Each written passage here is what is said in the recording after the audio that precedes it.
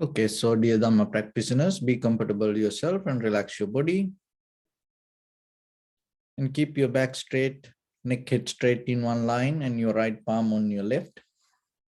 And gently close your eyes and bring your attention to this bell sound.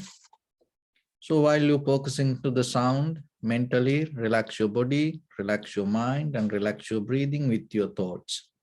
So do nothing extra. Just follow the sound, please.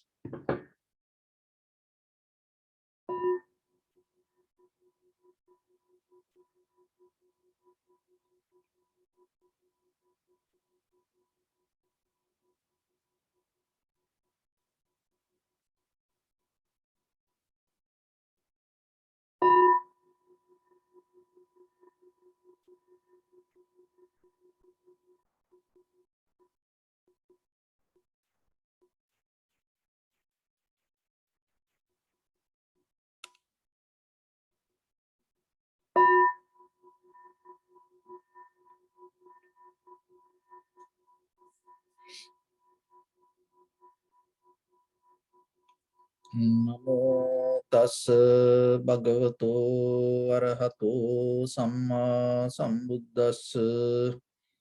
Namo tassa bhagavato arahato samma sambuddhassa.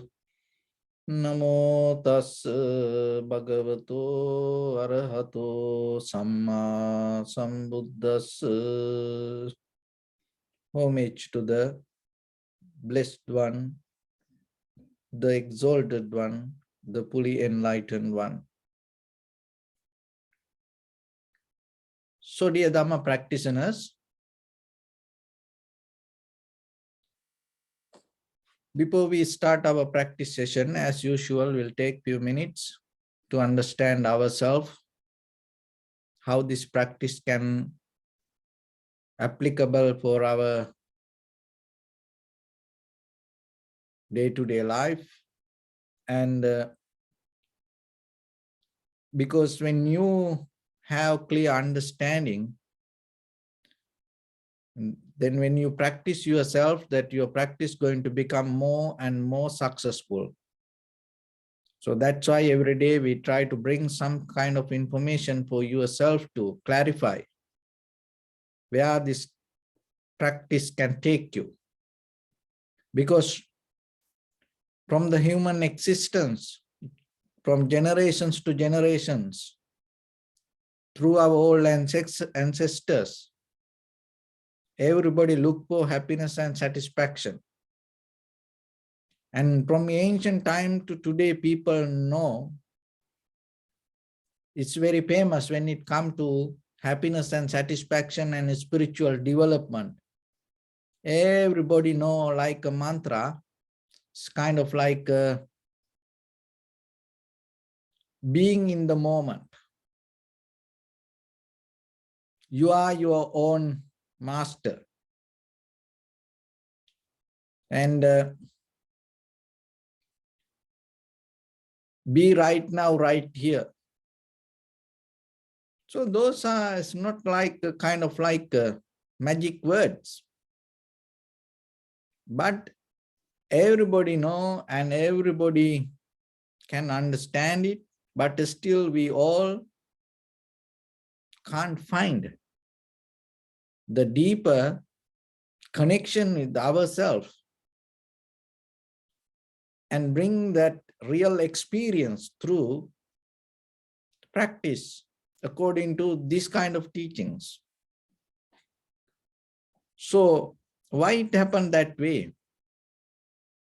Being in the moment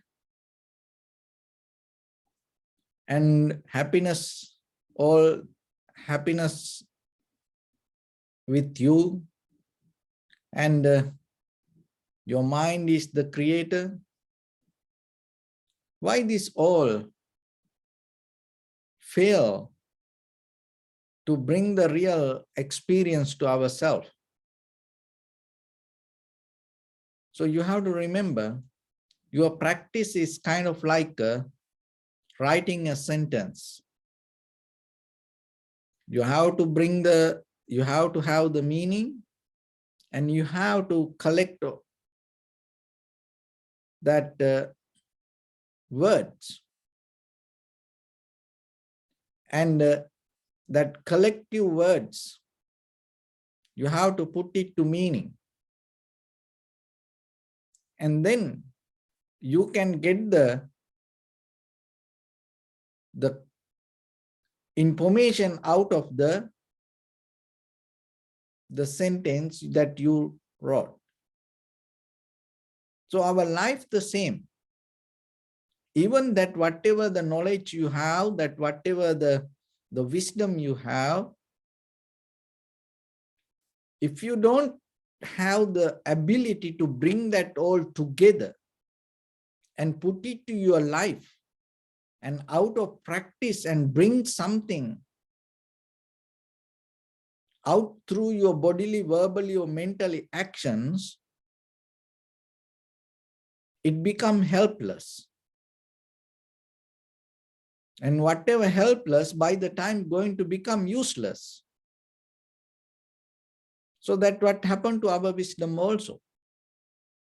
So there is nothing that we can learn new. So already everything is with us. But the thing is, we don't have wisdom how to bring that all together. So why this deeply why this situation happens, why we experience this? When it comes to our life, we have physical body, mind, and the spirit. Those three things we experience every day: mind, body, and the spirit. So the body depends on food and the environment. And the mind depends on names and forms. And the spirit come out of this both with the consciousness, and spirit depend on cause and effect. So this, how the body and mind go, and according to that, your spirit can change. So anyone can change when they able to change their food circle and the environment and the people, and that will help for a person to change the spirit. Another thing is, once the person start to change all the intake information as names and forms, by the time the person going to change. That means the spirit can change. So even though spirit can change, by the time this all go as a circle, body, mind, or spirit, this all together start to work and bring the life experience.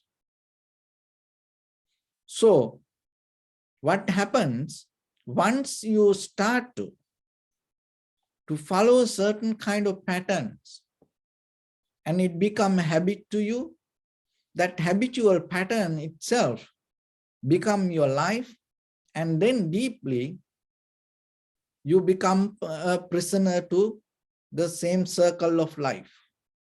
And then it go up and down and round, and which we call the samsara.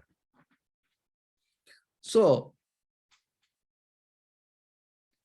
why this natural, this is not something that intensely that we do. Why this happened to us naturally? What is the behavior of this? Let's go to the depth of that the physical, this mental behavior. The physical mental behavior, when it comes to the very fundamental, the energy of our life, it come out of the atom and the electron, neutron, and proton. So when this atomic level, this electron, neutron, proton has a certain kind of behavior, that when it comes to that entire body, that your body follow that behavior. One is called self-preservation.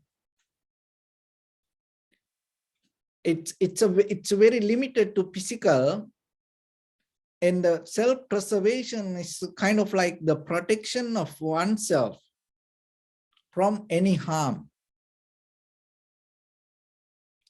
And your single atom to electron, neutron, proton to this entire whole body has this nature.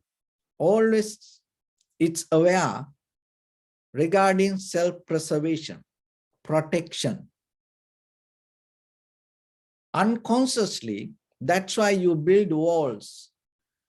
That's why you have a lot of material things. That's why you keep a lot of things around you. That's why your storage always full. That's why you bring many things around you. That is the very behavior. This is so you deeply, your consciousness depend on that self-preservation, protection, always look for security. For the moment, it's bring the comfort that, as example, when you build up the walls and you have the house, when the very first day you bought the key and you feel so comfortable, you feel so secure, protection. But by the time what happens, when you depend on that protection, unknowingly, you become a prisoner to that. So anything the same. That's everything that whatever you have for your protection, by the time become prison to yourself. So from birth to today, if you look very carefully, little by little, whatever this accumulative nature that you had because of this self-preservation. So no one can change this. You can't resist this. You have to just understand and see from where this you come, that how you build up. What is the meaning of your life, human life? So that self-preservation always create the self-centered idea. And out of that,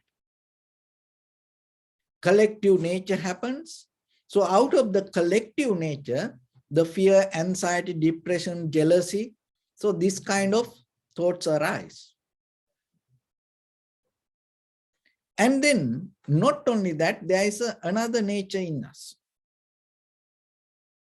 So that is what calls self-expansion. So the very nature of the self-expansion, so one way, your very depth of your this human behavior, the very foundation of these fundamental elements in your body, one way try to have the self-preservation, and other way with that nature. Without self-preservation, it's not going to happen. With the self-preservation, you have the another nature, self-expansion. So what does that mean? That means always you have an intention to reach to another level.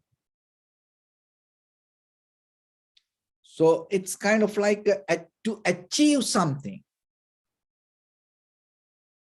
So this is what our life built like this way. So one way you have collective nature, protective nature, and another way you have achieving nature, to become nature. So the becoming nature you develop with achieving. So this itself this is the drive that push us forward and bring things towards us, and at the same time expanding our life day by day, day by day. So from childhood to today, if you look very carefully, your life became more and more complicated. And at the same time, it make you more and more bigger, but at the same time, it brought some other anxiety, depression, the fear, jealousy, hatred.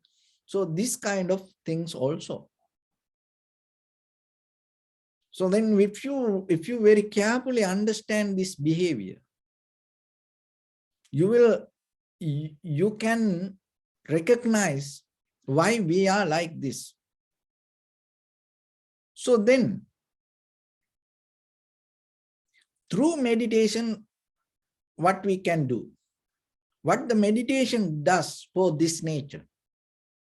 Remember, this is a energy, this is a spirit. Those are the pillars of this physical world. We can't change it. It's like the gravity.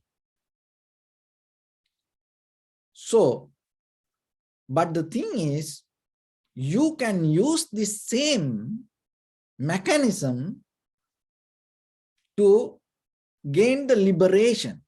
You use the same energy to get out of this. So this is the energy, keep you moving and keep you grounded and hold to this world. Self-preservation, self-expansion. And now through meditation, we trying to develop this same energy, divert it to different nature, rather than hold it to, rather than being grounded to this world, to get out of this. How we can do this? So self-preservation, the very nature is settling down. So as example, if when once your child put it to the preschool, you think, oh, settle down. And then the high school, settle down. Put it to university, settle down. Get into married, settle down.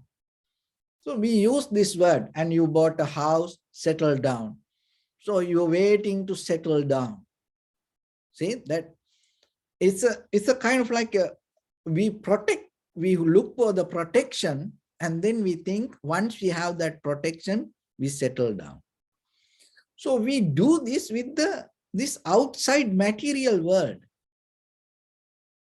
But with the meditation, now we're going to do the same thing. It's not something different. Same thing. We're going to settle down with the thoughts, with the sensation. So that is the very nature of the tranquility state. That's why you can develop this, because you have the same nature. Only thing is, rather than you use it to the outside world, now you learn to put the same nature to inside you. So the best way to develop your self-preservation is attaining to tranquility state. Your whole body going to listen to that. That's why more than achieving to these outside material things, by the time if you develop this method, your whole body, your each and every atom going to like this. That's why you can give up this all the material world. And by the time, once you reach to the tranquility state anymore, you're not into this material world. It's kind of like a scary. Sometimes people don't want to do it. Because why? Because we so into these material patterns. And we depending on that. We think our security is with this material world, with this physical world. But there is a way mentally you can achieve it. So once you achieve to this tranquility state, and once you have the undisturbed mind, your entire body finding that the deeper, the most successful and highest and most energetical, the self-preservation mood. So it's rather than going towards outside, you're gaining it from inside. And once you have it, Then you go to the next level, self-expansion. So the self-expansion in a deeper level, you gain through the vipassana. So now you have the undisturbed mind, you settle down. And once you settle down from that point, you develop very critical, analytical mind to observe the very behavior of the mind. So the very nature of the self-expansion, it's always like to develop and achieving to something. It has a nature. So that nature is like this. And if I give up like a physical example, you go and meet friends. You always like to meet people. So this behavior comes as a result of self-expansion. So you like to reach to others. Once you reach to others, once you have the connection with others, there is something happens. What is that? You start to gain some kind of behavior from other people to your life. And at the same time, you also giving some kind of behavior to their life. So self-expansion is the way that another way that we can change our character. That's why through the friends, people. That's why even in the spiritual practice, it says, in the community of the Sangha, it says, the most important, the valuable thing that you gain in this spiritual path is good friends. Skillful people. Why? Because once you into that, you gain that quality to yourself. It deeply changes your character. So this gaining and changing behavior. And what happens now with your thoughts, even with your thoughts, the thoughts also kind of like your awareness is a kind of like a person. So once with your awareness, you start to expand it little by little, and it meet new things, new experience. So what are those? One is impermanent. With your own thoughts, with your own sensation, with your own body, you recognize the impermanent nature. And once you recognize that, what happens, just imagine you go out and you find a new person.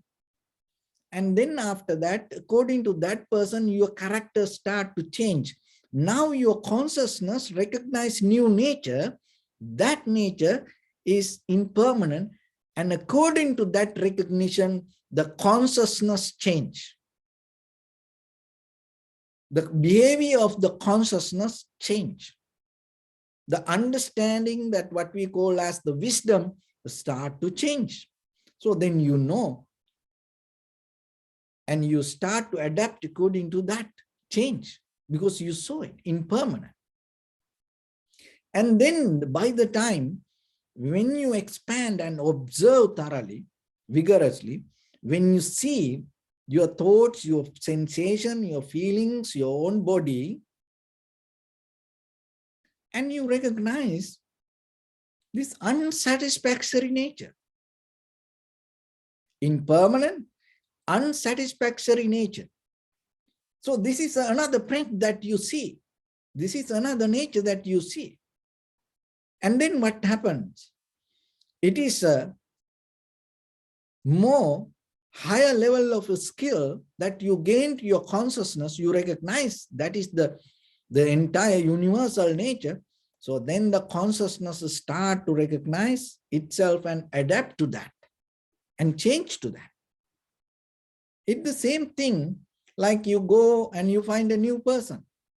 And then by the time, and you maybe you never went to clubbing, or you never went to drinking or the drugs or anything like that. But once you find a friend, what happened? Maybe you start to go into that. And the same thing with the good things. And maybe you find a new person and you never into hike, but that person used to go hike, and then you go, and you never into gym, but this person go, your friend, and maybe invite for you to go to gym, and then you go. And maybe you never into meditation, but this friend you meet and then say, hey, let's practice meditation one day. I used to do this, that. And then you say, okay, let's try. And then you practice meditation. See, that happened because as a result of this, the behavior that you have, self-expansion. But still, it is self-centered. You want to gain something. So this here now, the consciousness has the same nature. The consciousness still recognize that impermanent and unsatisfactory nature. And then by the time when through the vipassana, when you thoroughly, deeply observe and you recognize this selflessness. So with the thoughts, with the sensation, with the body, with your own experience, you recognize this selflessness. And once you have that, is what happened to your consciousness, because the consciousness start to adapt to that. So once you have the consciousness with selflessness, whatever you experience doesn't bring egocentric ideas. It doesn't bring any kind of egocentric experience. It's the moment of experience which we call nature. So this is another way that you can reach to enlightenment, and this is in you, this is inbuilt when you become a human. This is inbuilt. So this is why you become a human, to gain this wisdom. But what happens when we become a human, when we come to this world, by the time that around us, our parents, friends and family members, everybody give things to our hands. So then we start to develop the self-preservation through these outside things, holding, grasping, clinging. And we believing this outside is the life. And self-expansion also, we start to expand our territory and our ideology, and maybe everything, our house, this is my house, and then come to this is my village, my city, oh, this is my state, oh, this is my country.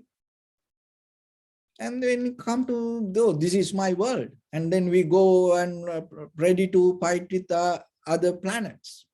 So like that, this self-expansion, when it comes to outside world, there's no end. Then like Genghis Khan, and even you own half of the world, it's not going to bring any satisfaction to you. Alexander the Great, you will keep going, more land, it's never going to end. But when you turn to inside, with this all the skill, with this all the natural behavior, then what happens? You use the same skill, and then you gain the liberation. This is the easy path. This is not a difficult path. Why? Because that we have this already with us. Only thing why it is difficult, because we develop so much habitual pattern and the current go towards outside. So to reverse it little bit hard. Understand it, grab it little bit hard. But once you have it, you know it's just by yourself you can do this. And no one can stop it. So that is the beauty. So going to this outside world, it's kind of like you dating a partner, and then you get married, you go honeymoon, but you never going to come that homecoming. You never going to do that. So it never going to complete. That's why this become a journey. So the life cannot become a journey. So, but our life is kind of like a marriage with this outside world. We go and look for satisfaction, but never going to have a homecoming. But liberation is, so now you go deeper, and this is deeply you recognizing still the self-preservation. You get the best self-preservation and the self-expansion. You develop it inside you and you recognize, and finally you gain the liberation also within yourself. So that's kind of like the homecoming. It's complete the journey. It's complete the marriage. So then it is yourself you have to remember. This is inbuilt, this is inside you. Only thing is, that the mistake we done, we look just outside. There's nothing wrong with it. But now you know the mechanism. Maybe today, maybe tomorrow, maybe one day, maybe on this journey one day, you will look into that your inner satisfaction or the peace or the liberation. So that day you have to remember, it is already there with you. Only thing is change the current and use the mechanism to go deeper inside. That there is a martial art called Aikido. So in that martial art practice, what you does, you use the opponent energy to weaken the opponent. You don't use any energy. You don't punch, you don't kick. When the other person punch or kick, move, you use the same movement to make that person weak. So the same principle here. So we keep going in the samsara because this inside inbuilt energy go towards outside. And now we are going to reverse the energy and bring it back and use it inside. And we use the same strength to get out of this. So for that, only thing is you have to have the clear understanding and to, in the very first level, to develop very comfortable mental state. Settle down. Same like you settle down in your room, in your house. So you feel comfortable. So same like now your body is the place to settle down. And be complete with that. Be satisfied with the moment you settle down. And the next one is your own inhalation, exhalation. You have the body and you have your inhalation, exhalation. And then your recognition, your awareness. When you have these three things, your life complete deeply. Just imagine, you have all other outside things. If you don't have one out of these three, what will happen to you? You lose this everything. So then you have to appreciate, rather than this outside thing, you have the body, you have the breathing, you have the awareness. That is the completion. So settle down with it. Then that is the best self-protection that you develop. no any harm out of that.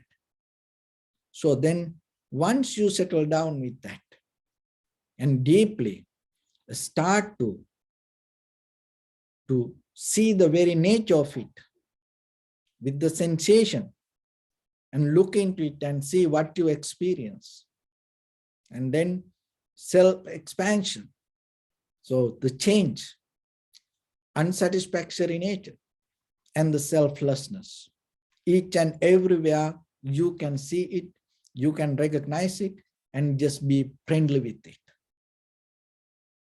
And that is a universal nature.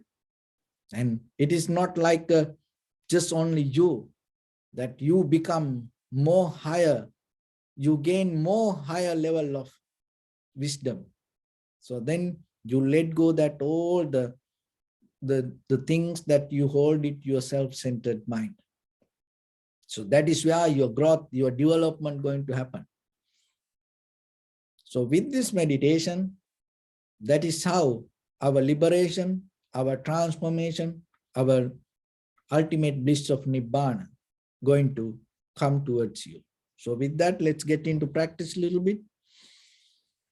So your right palm on your left, neck get straight in one line and be comfortable with your posture. So scan head to toes 3 times yourself and say Sopatveva, or may I be well and happy 3 times.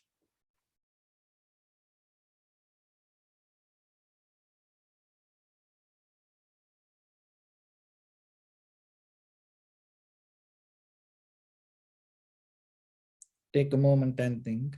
We gathered here in this moment to practice this ancient meditation technique. All the Buddhas, all the enlightened masters followed this path and achieved wisdom. So we also gathered here to accumulate that knowledge. In this moment with this sitting, may my body become more comfortable. May my breath be more smooth. May no difficulties come to me. May all the success come to me. Also think for a moment. This is the last moment we're spending in this very lifetime. And detach your mind from all your past memories and as well as any kind of future thoughts. Just try to remain in the present moment, observing the sensation of your inhalations and exhalations. So in the beginning, deeply and gently, breathe in, breathe out 3 times, please, and find the sensation.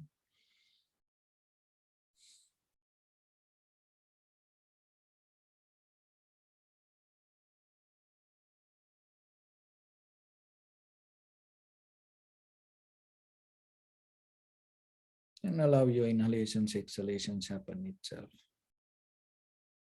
And when it happens through the sensation, recognize it. Do nothing extra.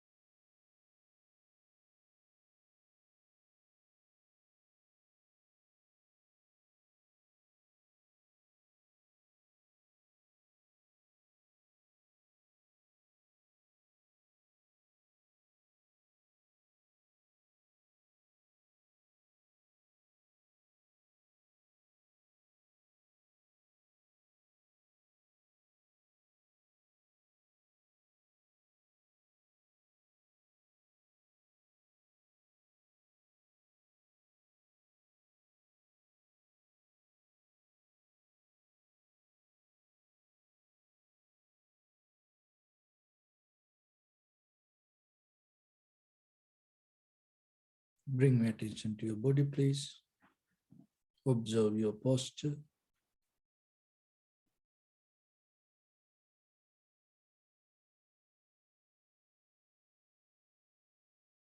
We cultivate loving kindness and compassion in our heart and radiate it as a light through entire your compound, village, city, state, country, world, around this universe. Also as far as you can through galaxies, other planets, stars. Reminding yourself like this. With clear intention, mentally repeat after me.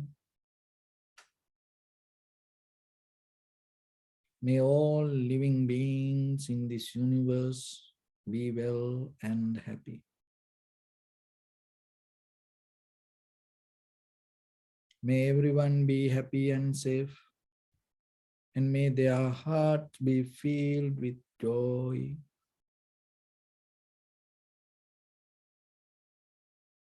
May all living beings live in security and in peace.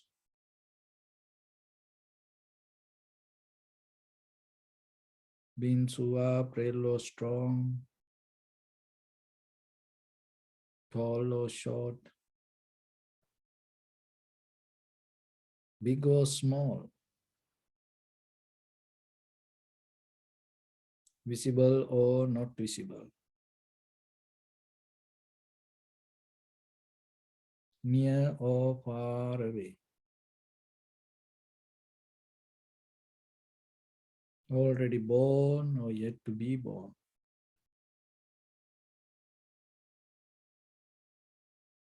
May all of them dwell in perfect tranquility.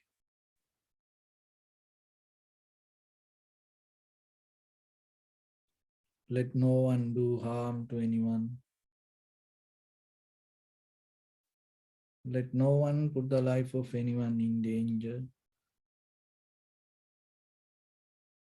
Let no one out of anger or ill will wish anyone any harm.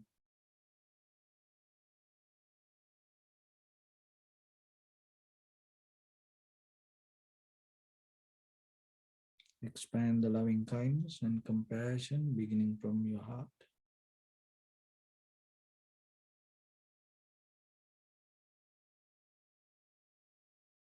Forward.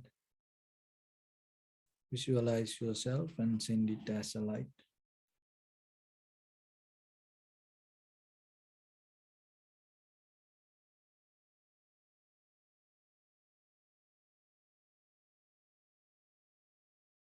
To your backside.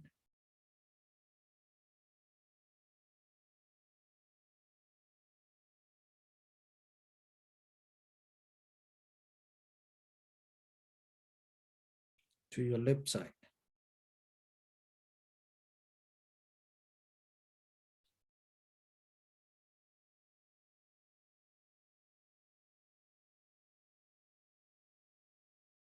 And to your right side.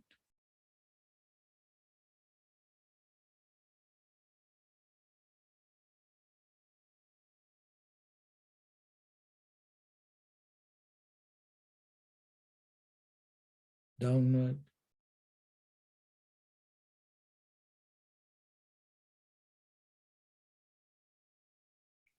And upward.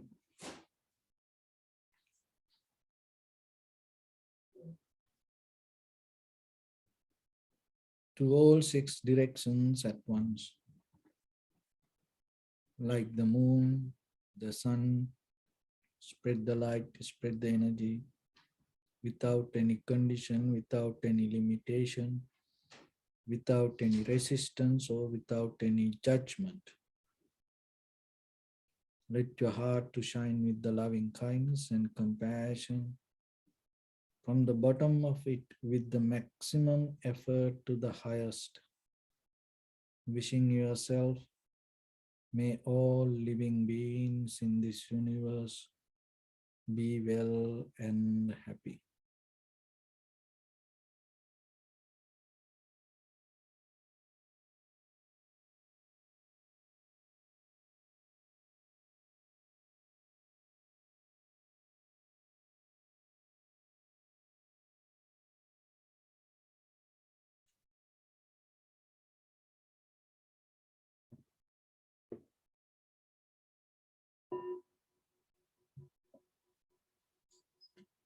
Say sadhu, sadhu, sadhu. So first of all, we offer this practice to the great qualities of the Buddha, Dhamma, and the Sangha. And also by the power of this meritorious deed, may all of us attain to the supreme bliss of Nibbana. May all your guardian angels and deities will receive these merits and increase their longevity and protect all of you from any kind of planetary influences or any ill effects.